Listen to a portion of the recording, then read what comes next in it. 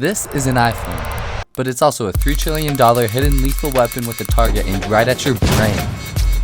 If you're watching this, you have been reduced from the most capable creature on the planet who has 2 eyeballs and a thumb. This is designed for you to give up all your special minutes and hours by scrolling on apps that created a vertical video black hole. We call this short form content, one of the most hidden and dangerous forms of addiction out there. And you are being harvested to the core.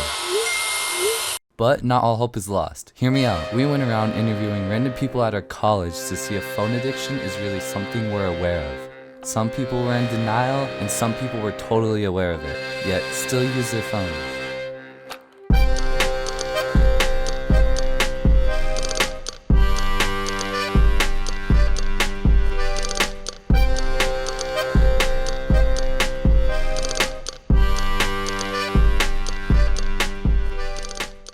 I'm most definitely addicted to my phone because I just have so many daily uses with it. I look at my screen time. It can be like 10 hours a day. First thing I do when I wake up usually is check my phone for updates and news. My wife thinks it's ridiculous because she calls it doom scrolling, and lately it feels that way. I try to be in the moment when I can because I realize that being on my phone too much can be a problem and prevent me from having good experiences or relationships with my family or my friends and stuff like that. So I try to actually just put it away for a minute. Normally I know when I'm on and I'm like, I shouldn't be doing this. Crap. But sometimes, yeah, definitely. And I'm surprised at how magnetic the feeling is when you're on your phone and how it's like, maybe I don't stop. Maybe I don't have homework to do. I do believe that you miss out on a lot being on your phone too much. Too many people will sit together and instead of talk and hang out, they'll just sit on their phones. So I think phones are dangerous because of that. I'll just start scrolling or checking for notifications. If my phone buzzes, it's like an automatic response. I definitely use Instagram and TikTok a lot. I think that, I'm surprised that it was so low because I'm on there. I'm doom scrolling a lot. So what are you scrolling for? What exactly are you hoping to find? Have you ever come close? Each time you rush to pick up your phone, you can't quite explain why. It's like you're digging for something, but you will never find what you're searching for. And each time you dig, it's just one more video in the endless vertical scroll. Maybe it's the next one or the one after that, but maybe what you're looking for isn't your phone.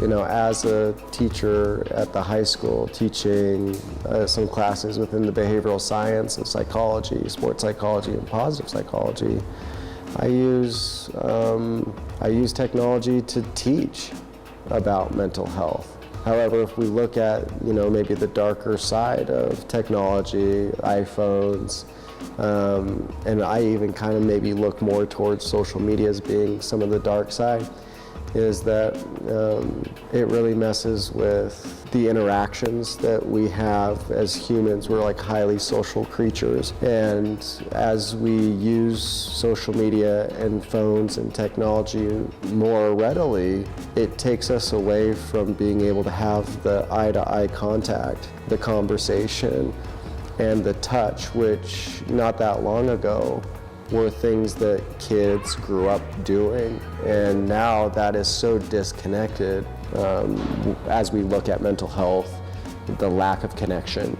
There's a lot of things that Apple takes into consideration when it comes to designing features for the apps. I don't know that addiction is something that they take into consideration. If they do, it's certainly not something that I've ever been a party to, but habits is something that they take into consideration pretty heavily. I mean, they want to design a product for the consumer, right? And they want that, I think that they would consider themselves a consumer goods company, so they want to deliver a product that is the best for the consumer.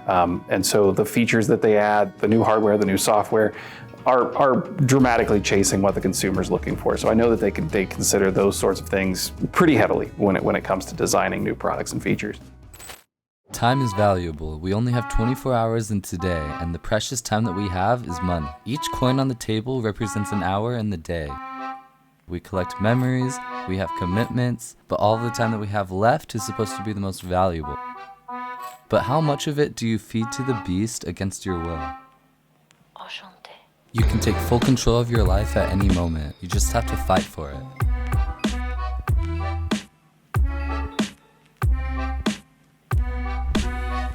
It was never meant to be this way. The iPhone was the bicycle of the mind, meant to take us further than we've ever gone before. We harnessed fire, went to the moon, and it was all done by people no smarter than you without using an iPhone. You've been given one chance to play this game of life, and they are trying to trap you. So break free from the jar and get off of your phone.